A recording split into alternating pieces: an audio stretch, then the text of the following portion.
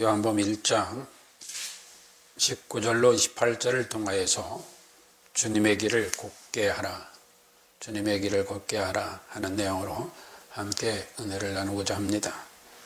세례 요한이 요단강 건너편 베다니에서 그곳에서 세례를 베풀고 있었습니다. 그러니 유대인들이 접근해 옵니다. 그래서 19절 말씀에 보면 유대인 중에 바리새인들이라 했습니다. 그 중에 대제사장들과 제사장 가문의 레인들이 다가와 내가 누구냐라고 묻습니다. 여기 유대 바리새인 중에 라는 말은 24절을 참고한 말씀입니다. 그러니 내가 누구냐라고 묻습니다. 그러니 세례 요한이 숨기지 아니하니 드러내야 하는 말이 나는 그리스도가 아니라, 아니 내가 누구냐 하고 내가 그리스도냐 하고 물었지 않았는데, 내가 누구냐 하고 물었는데 세례 요한은 숨기지 아니하였다는 것은 오히려 그리스도를 드러냈다는 얘기예요. 그래서 숨기지 아니하니 드러내야 하는 말이 나는 그리스도가 아니라 합니다. 그러니 21절에 그러면 내가 무엇 엘리야냐? 라고 묻습니다. 그때도 세례 요한은 나는 아니라, 즉 엘리야가 아니다 라고 말합니다. 또 묻되 내가 그 선지자냐? 라고 묻습니다. 이 말씀은 신명기 18장 15절에 보면 내 하나님 여호와께서 너희 중 내 형제 중에서 나와 같은 선지자 하나를 너를 위하여 일으키시리니 너희는 그를 들을지어니라 했습니다. 여기 신명기 기록이기 때문에 이 신명기 기록은 엘리야를 말한 게 아니고 나는 할 때는 모세겠죠. 그 다음에 신명기 18장 18절로 19절에 보면 내가 그들의 형제 중에 너와 같은 선지자 하나를 그들을 위하여 일으키고 내 말을 그 입에 두리니 했는데, 여기서 18절에 내가는 하나님께서 그들의 형제 중에, 즉 유대 형제 중에서 너와 같은 선지자, 즉 모세와 같은 선지자를 세운다라고 되어 있습니다. 그러나 그들은 아마도 죽음을 보지 아니하고 하늘에 오른 에녹이나 엘리야 같은 메시아가 오리라는 것을 그들은 율법을 통하여 또 선지자들의 예언을 통하여 잘 알고 있었기 때문에 궁금증 중에서 아마 질문을 했을 것입니다. 왜? 그들은 율법을 잘 알고 있기 때문에, 또 선지자들의 말을 잘 알고 있기 때문에 엘리야 같은, 다윗 같은 메시아가 온다는 생각을 가지고 간절함도 있었을 것입니다. 그런데 세례 요한이 그자인가? 라는 궁금증 중에서 질문을 하는데 세례 요한은 아니라 그러면서 드러내기를 숨기지 않고 드러내는데 내가 그리스도가 아니다, 즉 메시아가 아니다 라고 말하고 있다는 거예요. 그러니 22절에 누구냐? 우리를 보낸 이들에게 대답하라. 왜? 아까 24절 말씀했죠. 유대 바리새인 중에 거기에 이제 보낸 사람들이 왔다는 거죠. 그래갖고 거기서 대제사장 등 레인들이 와서 질문을 했다는 것입니다. 그러니까 우리를 보낸 이들에게 대답하라는 것은 온 사람들 뿐만이 아니고 우리 뒤에 있는 모든 이들에게 너희가 정확히 대답을 해라 라는 얘기가 되겠죠. 그러면서 23절에 뭐라고 하느냐? 가로되 나는 선지자의 이사야의 말과 같이 주의 길을 곧게 하라고 광야에서 외치는 자의 소리로다 라고 했습니다. 이 말은 이사야 40장 3절에 보면 외치는 자의 소리여 가로되 너희는 광야에서 여호와의 길을 예비하라, 사막에서 우리 하나님의 대로를 평탄케 하라 라고 한 말에 아마 인용이요 성취를 드러낸 것이 아닌가 생각할 수 있습니다. 또한 말라기 3장 1절에 보면 만군의 여호와가 이르노라 보라 내가 내 사자를 보내리니 그가 내 앞에서 길을 예비할 것이요 라고 하였고, 또 말라기 4장 5절로 6절에 보면 보라 여호와의 크고 두려운 날이 이르기 전에 내가 선지자 엘리야를 너희에게 보내리니. 그런 이런 말씀들을 이들은 잘 유대인들은 알고 있었다는 것이죠. 그러니까 내가 엘리야냐? 라고까지 묻게 된 것이에요.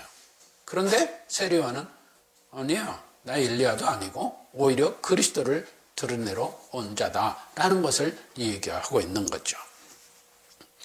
이에 대하여 또한 마태복음 3장 1절로 3절에 보면 그때의 세례요한이 이르러 유대 광야에서 전파하여 가로되 회개하라 천국이 가까웠느니라 하였으니 저는 선지자 이사야의 말로 말씀하신 자라 일렀으되 광야에 외치는 자의 소리가 있어 가로되 너희는 주의 길을 예비하라 그의 첩경을 평탄케 하라 하였느니라. 이거 오늘 본문 말씀과 같은 맥락에서 이루어지는 말씀이지만 이것도 바로 지금까지 이사야나 또는 비록 여기서는 이사야의 연대로라고 했지만 구약의 말라기 등 모든 선지자들의 말씀을 함의하고 있다고 볼 수 있습니다.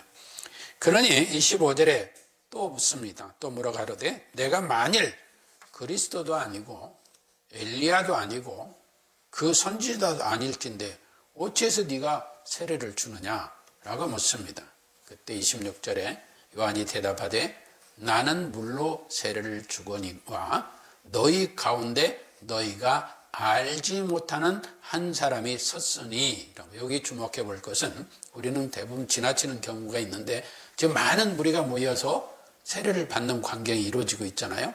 그런데 지금 요한은 그 속에서 예수님을 봤다는 거예요. 정확히 알았는지 몰랐는지는 모르겠지만 여하간에 그를 봤다는 거예요. 그리고 뭐예요? 그래서 너희는 알지 못하지만 너희 가운데 너희가 알지 못하는 한 사람이 섰다. 이것을 바른 성경에서는 한 분이 서 계시니 이렇게 번역해요. 그게 누구겠어요? 예수 그리스도라는 거죠. 나중에 예수 그리스도가 세례를 받으러 나오시잖아요. 그러니 이 상황 속에서 그들이 얼마나 당황을 했겠어요? 아니 그러면 지금 우리 머릿속에 메시아가 계신다는 거야? 이런 생각도 안 가지겠습니까? 그런데 이어서 세례요한이 말합니다. 곧 내 뒤에 오시는 그이라. 그러니까 너희가 알지 못하지만 너희 가운데 한 분이 서 계시는데 그분이 내 뒤에 오시는 그이라. 그러니까 그분이 메시아요 그리스도이시다라는 거죠. 그러면서 나는 그분의 신들매 풀기도 감당치 못하겠노라 하더라. 여기서 하더라라고 했잖아요. 세례요한이 말하고 있는데 하더라. 지금 이 기록자가 누구예요? 흔히 사도 요한이라고 하지만 그 사도 요한이 정확치 않다는 이론들이 있어요. 제가 제자 요한이라는 말을 쓰는 거예요. 그럼 제자 하면은 사도며 제자며 다 포함되잖아요. 장로 요한도 포함되고. 그래서 단정적으로 말하기 뭐해서 제자 요한이라는 말을 쓰고 있는 거예요. 다 포함되는 거니까. 그러니까 이 기록을 누가 한 거예요 지금? 제자 요한이 한 거잖아요. 그러니까 하더라가 붙은 거예요. 그냥 아니면은 신들매 풀기도 감당치 못하겠노라 하면 끝인데 하더라가 붙어 있는 거예요. 그러니까 세례 요한을 인용해 누가 지금 증거하고 있는 거예요? 제자 요한이. 그러니 이런 상황 속에서 이 기록자는 세례 요한이 얼마나 사람들에게 관심을 끌었고 심지어 유대 지도자들에게도 관심을 끊는 상황 속에서 세례를 베풀고 있으니 세례 요한이 인기가 절정에 다다랐다고 볼 수 있죠. 그런데 세례 요한이 그러한 인기에 영합해서 오늘날 우리들이 생각하고 원하는 것 같이 자기의 인기에 영합해가지고 육신의 욕망을 추구했다면 그가 약대 토롯을 입고 가죽띠를 띠고 메뚜기와 석청을 먹으며 복음을 전하고 살았을까요? 또 세례 요한이 이러한 대중적 인기에 취했다면 그가 메뚜기와 석청 같은 걸 먹고 보잘것없는 인간 쓰레기 같은 인간 쓰레기만 또 못한 헤로디아의 딸 등의 괴계에 의해서 목이 잘려 죽는 순교의 길을 갔겠습니까? 세례 요한은 그러한 인기에 영합하거나 또한 자신의 욕망에 취해서 살지 않았다는 것을 우리는 볼 수가 있습니다. 그럼 뭐냐? 오직 하나님의 뜻을, 즉 하나님의 명령을 이루기 위하여 온 자라는 것이죠. 그러나 우리가 매우 주의할 일이 있습니다. 여기서 까딱하면은 우리가 집중이 누구한테 돼요? 세례 요한 쪽으로 집중이 되게 돼 있어요. 그러나 이건 매우 주의해야 할 일이에요. 왜? 성경이 세례 요한과 같은 사명의식을 우리에게 고양시키는 것도 있지만 거기에 중심이나 목적이 있는 것이 아님을 알 수 있다는 거죠. 지금 세례 요한이 누구를 증거하고 있어요? 예수 그리스도, 오시는 메시아. 그러니까 세례 요한이나 기록자 제자 요한 등은 우리로 하여금 이 성경을 통하여 신앙생활을 하는 하나님의 백성들, 그들에게 예수 그리스도만을 바라보게 하고 있다는 것입니다.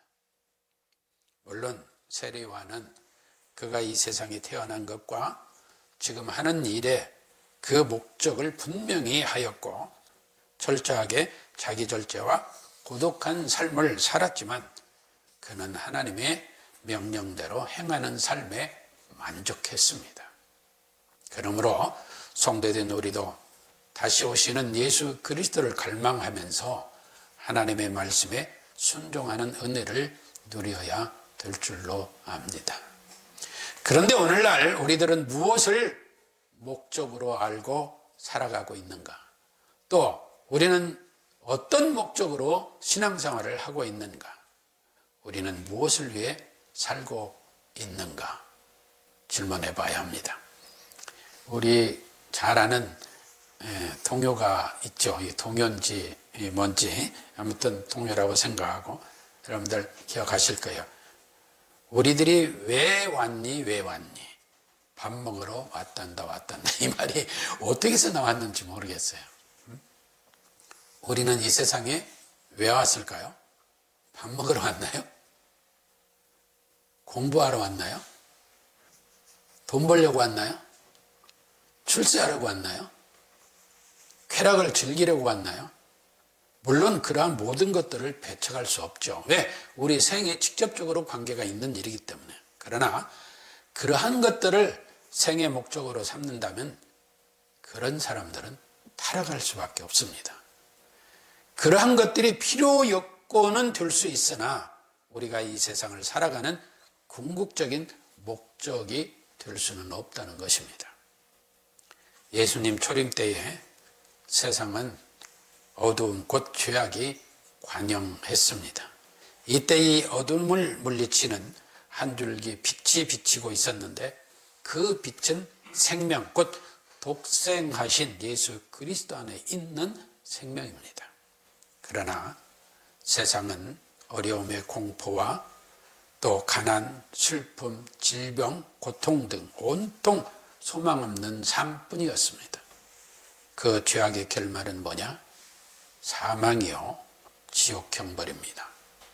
이때 하나님의 사령장을 받고 온 자가 곧 세례 요한이라는 것입니다. 예수님께서는 저는 켜서 비추는 등불이라 말씀하셨고 사도행전 19장 4절에서는 메시아이신 예수 그리스도를 증거하여 믿게 하려고 온 자라라고 기록하고 있습니다. 이러한 세례 요한을 보면서 우리는 무엇을 생각합니까?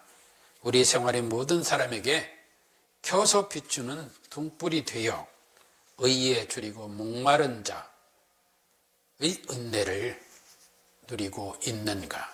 아니면 반대로 참빛인 예수 그리스도의 영광을 가리는 생활을 하고 있지 않는가 질문해 봐야 합니다. 속담에 그런 말이 있죠. 그 아비의 그 자식이라는 말이 있습니다. 자식을 보면 그의 아비를 알 수 있다는 말도 함의적으로 담겨져 있죠. 그러나 우리 하나님은 참 좋으신 분이잖아요.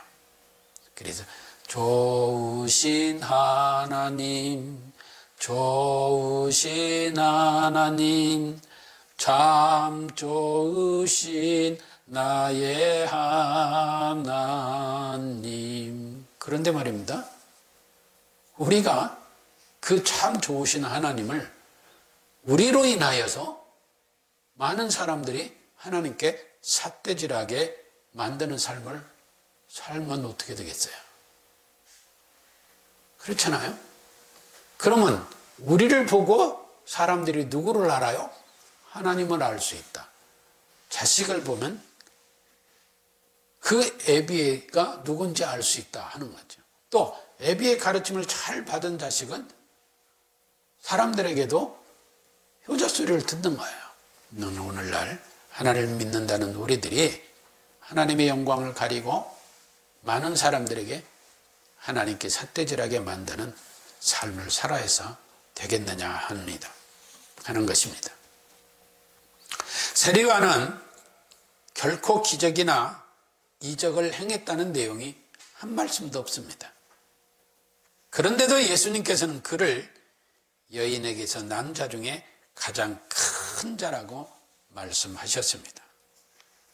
이와 같이 세리와는 하나님이 보내신 자요, 그의 생은 하나님의 명령하신 말씀만을 선포하는 사명의식에 충실한 자였습니다. 그는 죄사함을 얻게 하는 회개의 세례를 전파하고 또 그 일로 인하여서 주님의 길을 곱게 하는, 즉 예비하는 삶을 살았다는 것이죠. 그러므로 세례 요한을 광야에 외치는 자라고 하고 있는 것입니다. 그러면 우리가 살아가는 현대는 어떻습니까?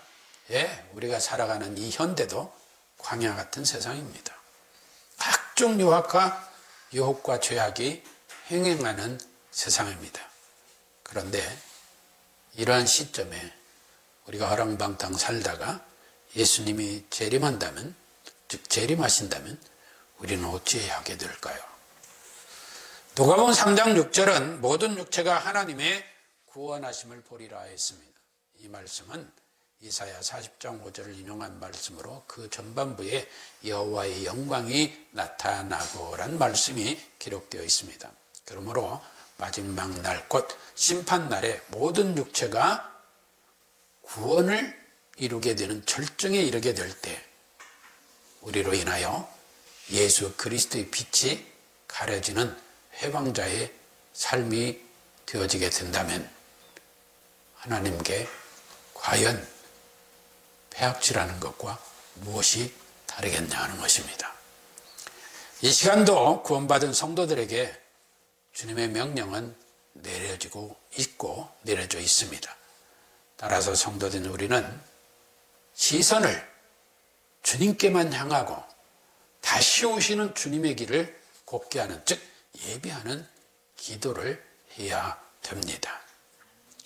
사랑하는 성도 여러분, 우리는 다시 오시는 주님의 길을 곧게 곧 예비하는 삶을 살아야 되기 때문에 어떤 삶이 다시 오시는 주님의 길을 곱게 하는 삶일까를 생각하고 기도해야 합니다.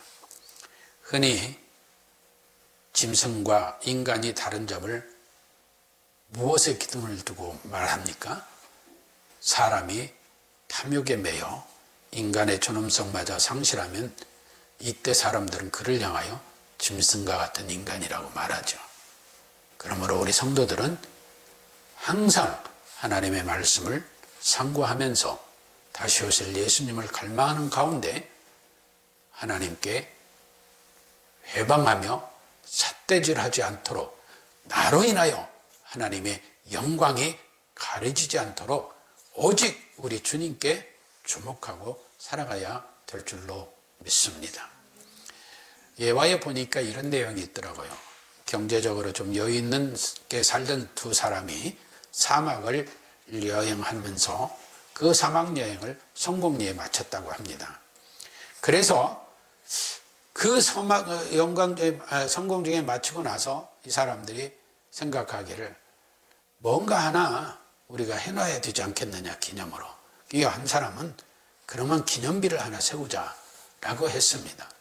그런데 한 사람은 아니, 사막을 다니다 보니 우리가 많은 갈증을 느끼지 않느냐, 그러니까 그런 사람들이 마실 수 있는 우물을 파주자라고 했습니다.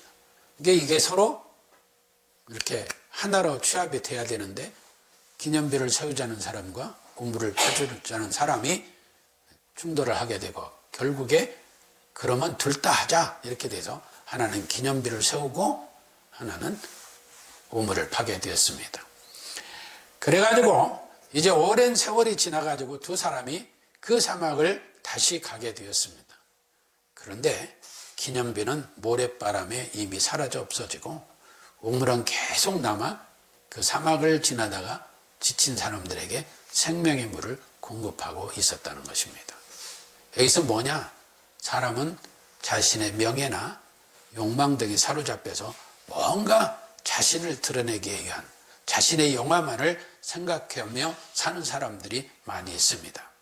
그러나 아무리 많은 일을 하고 많은 업적을 남기고 유명인이 된다고 해도 세례요한과 같은 하나님의 사자로서 생활보다는 어둠의 앞잡이, 어둠에 묻혀서 사는 이런 삶을 살아가는 사람들이 있게 된다는 것입니다.